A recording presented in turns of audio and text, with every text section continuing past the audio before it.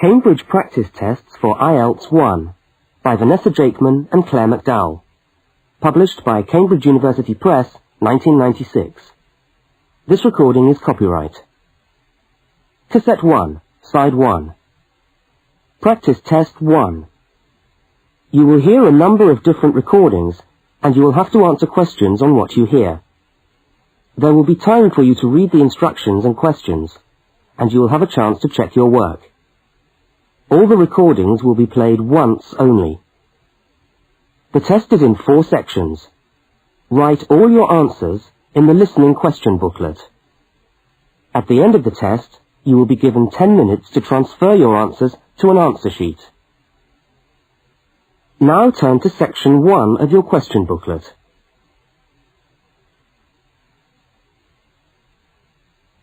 Section 1. You will hear a telephone conversation between a woman and a police officer. First, look at questions 1 to 5. For each of the questions, 4 alternatives are given. Decide which of the alternatives, A, B, C, or D, best fits what you hear on the tape, and circle the appropriate letter.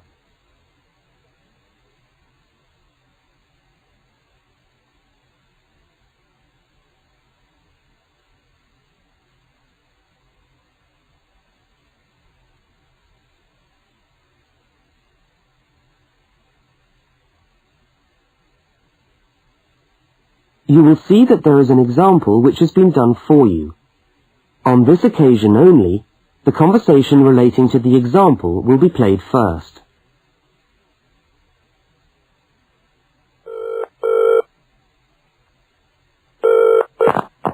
Good evening, City Police Station. Can I help you? Oh, hello. I'd like to report a stolen briefcase, please. Just a minute and I'll put you through. The woman says she wants to report a stolen briefcase, so A has been circled. Now we shall begin. You should answer the questions as you listen, because you will not hear the recording a second time. Now listen carefully to the first part of the conversation, and answer questions 1 to 5.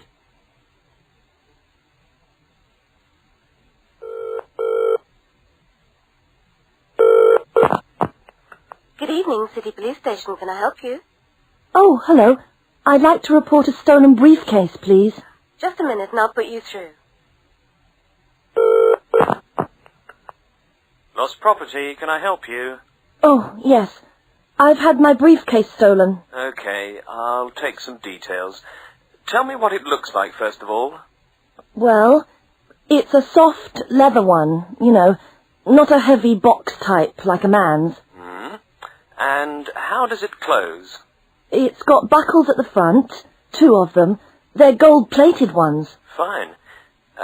Was it locked? No, I'm afraid not. Never mind. Any distinguishing features? Pardon? Any marks or badges on it that make it stand out? Only the brand name. And where's that? It's on the back, at the bottom in the left-hand corner. It's saggy. Oh, and there's a scratch. It's quite bad, but small, directly above the brand name. I did it recently, putting it on my bike. I've got that. So, what did you have inside the briefcase? Well, all my papers from college. It's so frustrating, but thank goodness for computers. I haven't lost them completely. Yes, you're lucky. I had my wallet in my pocket, so I didn't lose that.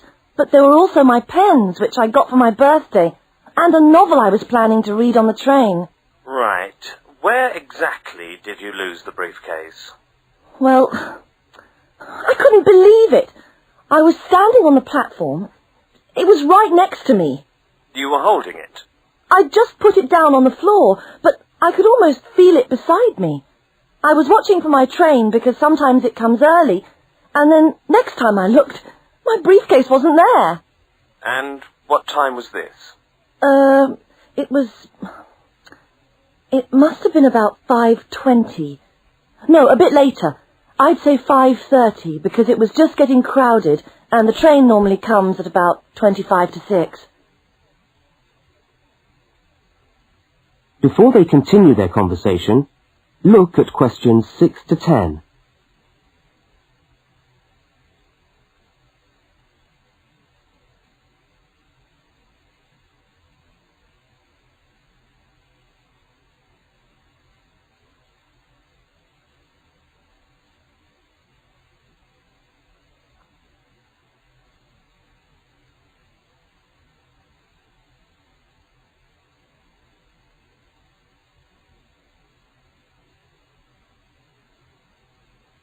As you listen to the rest of the conversation, complete the form by filling in the numbered spaces 6 to 10. Right. If you'll just give me some personal details. Yes. What name is it? I'm Mary Prescott. Can you spell that? Yes, it's Prescott. And your address? Flat 2, 41 Fountain Road, Canterbury. Fountain Road. Yes, number 41. And have you got a contact telephone number? Yes, it's 752239.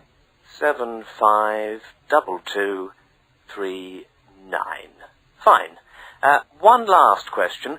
What would you say the value of your briefcase is?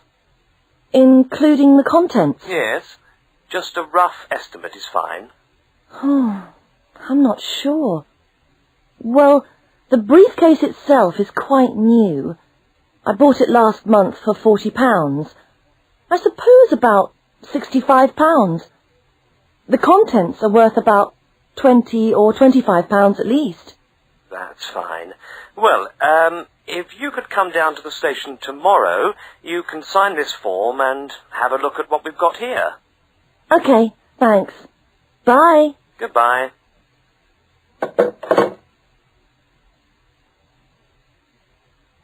That is the end of section 1. You now have half a minute to check your answers.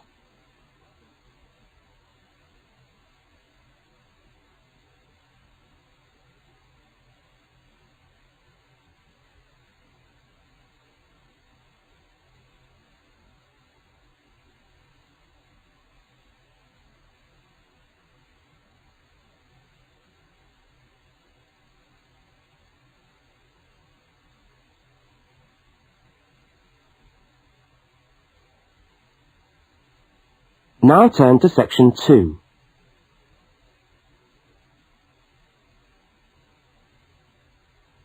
Section 2. You are going to hear a news report from an Australian radio program. First, you have some time to look at questions 11 to 13.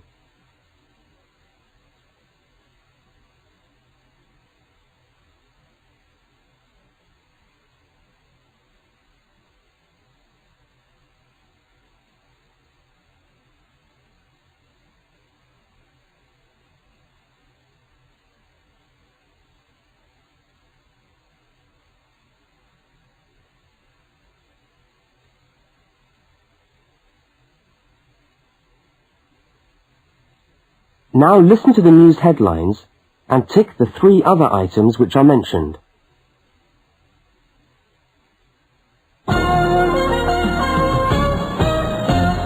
This is the 6 o'clock news for Tuesday the 25th of November. And first the headlines. The Prime Minister has promised to help the drought-stricken farmers in the northern part of the country who haven't seen rain for nearly 2 years. And in Sydney, a group of school children are successfully rescued from a plane which landed in the sea shortly after takeoff.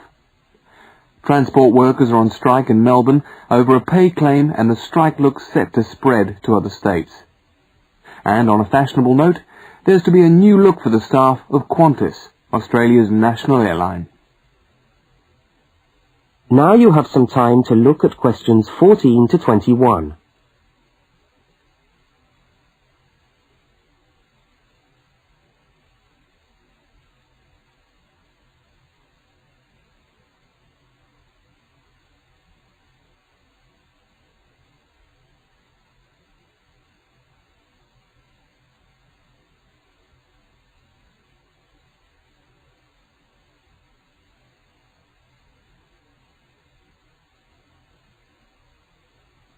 As you listen to the rest of the news, complete the notes in the spaces provided. The Prime Minister has pledged today that he will make $250 million available to help the drought-stricken farmers who have not seen rain for years get through the next 5 years. Money that was to have been spent on the restructuring of Sydney's road system has been reallocated to what the Prime Minister described as a more worthy cause. Farmers are to receive financial assistance to help see them through the worst drought in over 50 years. Many farmers feel that while the money is welcome, it has come too late to save them and their farms from financial ruin, and are angry that the government did not act sooner. A group of school children who were travelling in a privately chartered aeroplane from Sydney to Queensland to take part in a musical concert found themselves swimming for the shore when their aeroplane had to land in the sea just 3 minutes after taking off from Sydney Airport. The pilot managed to bring the aircraft and its 50 passengers down safely in the calm waters of Botany Bay, where boats and pleasure craft were able to come to the rescue of the boys. The fact that it was a weekend meant that there were hundreds of boats in the bay enjoying the good weather, and this undoubtedly helped the rescue operation. "We owe our lives to the skill of the pilot," said one of the boys, but the pilot replied modestly that it was all part of a day's work. However, all their musical instruments were lost, and they never got to play at the concert. That is the end of section 2. You now have half a minute to check your answers.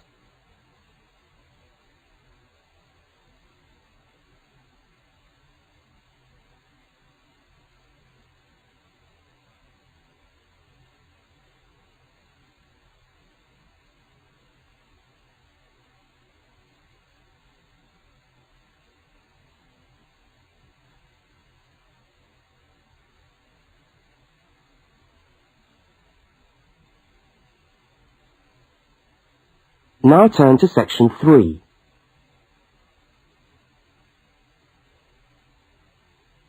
Section 3. In this section, you will hear a conversation between a university student and a university lecturer. Look at questions 22 to 25. For each of the questions, 4 alternatives are given. Decide which of the alternatives best fits what you hear on the tape and circle the appropriate letter.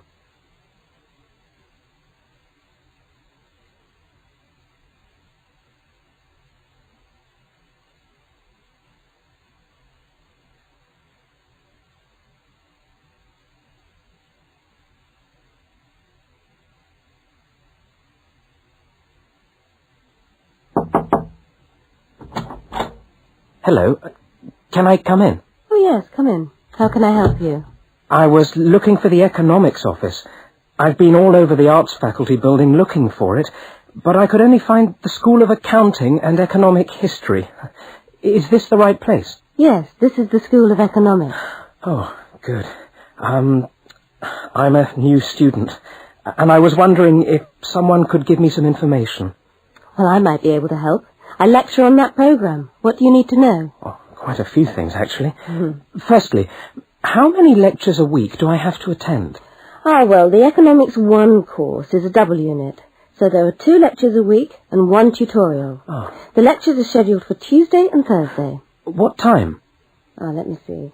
You know, this information is all in the handout, which you should have received yesterday at the orientation meeting. Was there a meeting yesterday? I didn't know about that. No one mentioned... Yes, there was. But never mind. Now, lectures are at 4 in the afternoon. Oh, 4's a bit late. I've got a part-time job that starts at 4:30. Well, you can't be in 2 places at once, can you? And attendance at lectures is necessary. We expect at least 90% attendance at this university, you know. 90%? That's high. Do they enforce that rule? Yes, we do. We're pretty strict about it, actually. And what times have been set down for the tutorials? Do you have that information? That's a very well-attended course, so there's a number of tutorial times.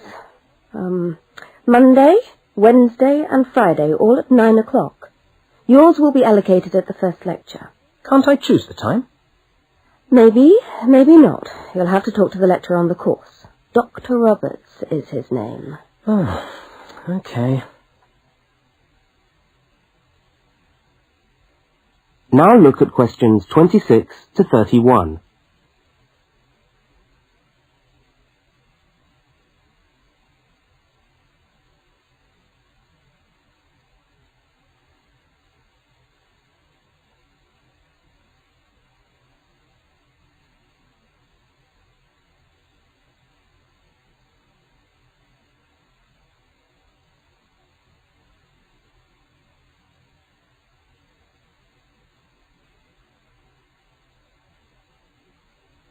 As the conversation continues, complete the notes in the spaces provided. Anything else I can help you with while you're here? Well, yes, actually. Do you know what the course requirements are? I mean, how much work is expected for this course? Well, you have to complete a tutorial paper. What does that involve? Well, it's a piece of work on a given topic based on some set reading texts. You'll have to give a small talk to your tutorial group. Oh, how long does that have to be? Oh, about 25 minutes usually. I have to talk for 25 minutes? Yes, that's right. And then you have to write up your piece of work and give it to the lecturer to be marked. Right. And is that all? No. You also have to complete a 3,000-word essay on a topic. Can I choose the topic? Yes, usually you can. Right. That shouldn't be too bad. And in addition to that, there is an exam. An exam? What sort of exam? Well, it's an open book exam. Does that mean I can have the textbook with me during the exam? Yes, that's right. And can you give me any idea about the content of the first year of economics, so that I can get into some reading? Well, you'll be getting the reading list next week when lectures start. All the books are in the library. Yes, but won't everyone else take them out as soon as they get the reading list too? Well, yes, they might. But most of the important ones are held in closed reserve. That's a part of the library where you can go to read books, but you can't take them out of the building. What did you call that section of the library? Closed reserve. However, we do recommend that you buy the core books. You'll find them useful and you'll need them for the exam. Yes, I suppose I will. But what is the focus of the course? Well, the course at this university has a vocational focus. That is, a focus on preparing its graduates for work. So we're orientated very much towards employment. Oh, so my chances of getting a job are good? Well, provided you get good results. Well, look, thanks for your time. You've been really helpful. That's fine. See you next week, then.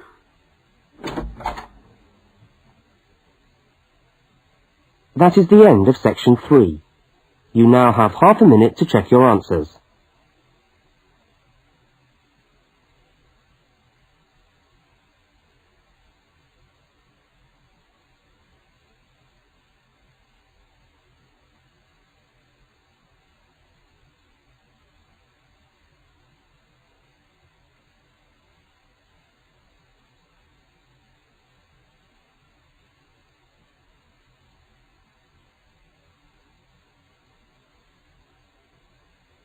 Now turn to section 4.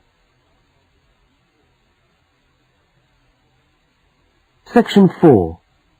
You will hear a talk given by a university lecturer about the structure of the university. First, look at questions 32 to 36.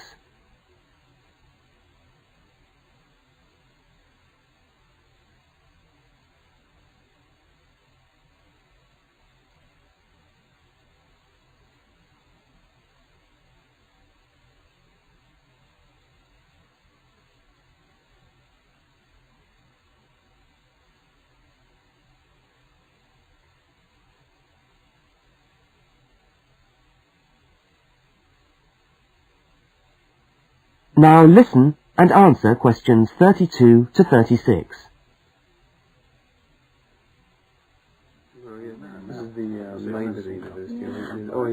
Good morning and welcome to the University of Westlands. My name is Marcia Mayhew and I'm the coordinator of the Bachelor of Social Science degree. This morning I'd like to tell you about the structure of the university and about some of the requirements of the degree that you're about to enter.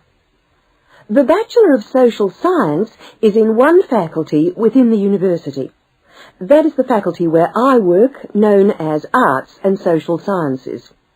Here on this campus we also have the faculties of architecture, law and science and technology, among others. It's important to know something about the structure of the faculty because as you go through your course, you may need to call on members of the staff to help you. At the top of the faculty, we have a dean, and below the dean, we have 3 divisions. Each division has a divisional head, and your degree is located in the Division of Social Sciences. Within each of the divisions, there are the departments, and each of these offers the different degrees. For instance, 2 of the departments which offer the major subjects for your award are sociology and psychology.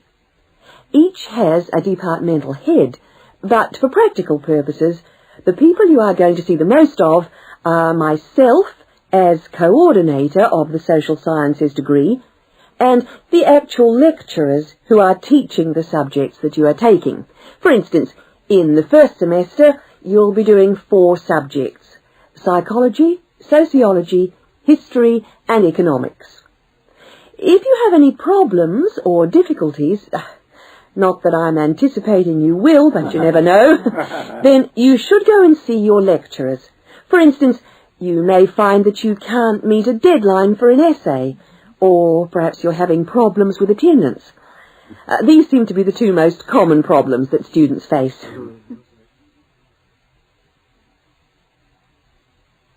Now look at questions 37 to 41.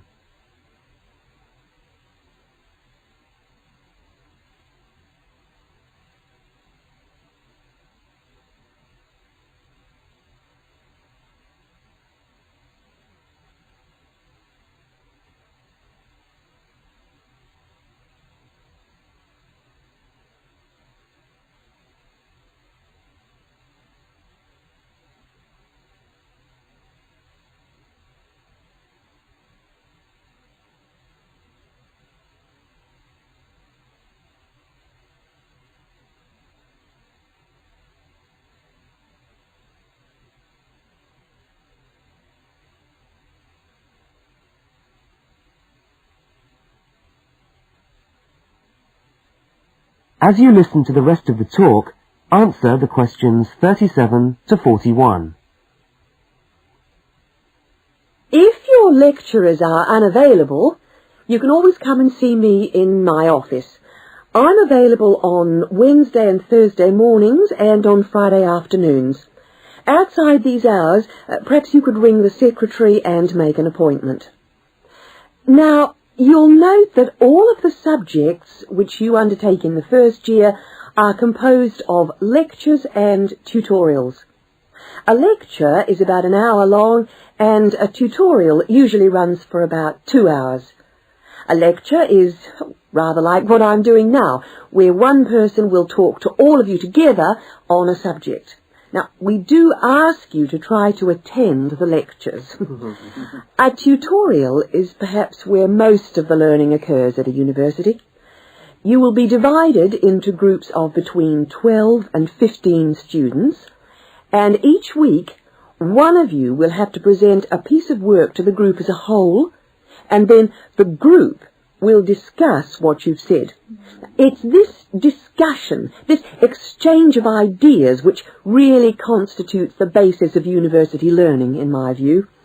Listening to lectures in many ways is just giving you information that you could access for yourself in the library.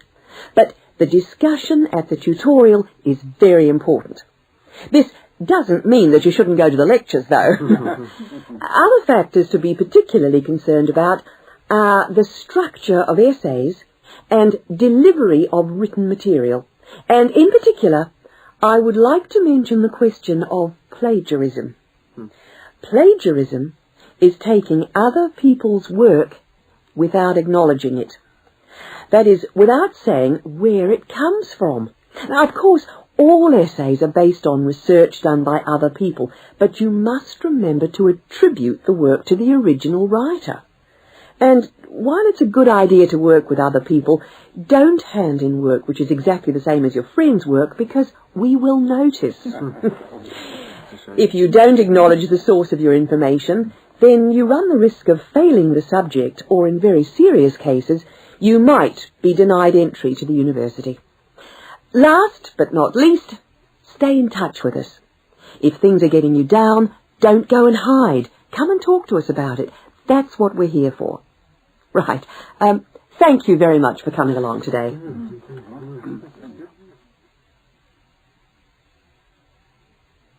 That is the end of section 4. You now have half a minute to check your answers.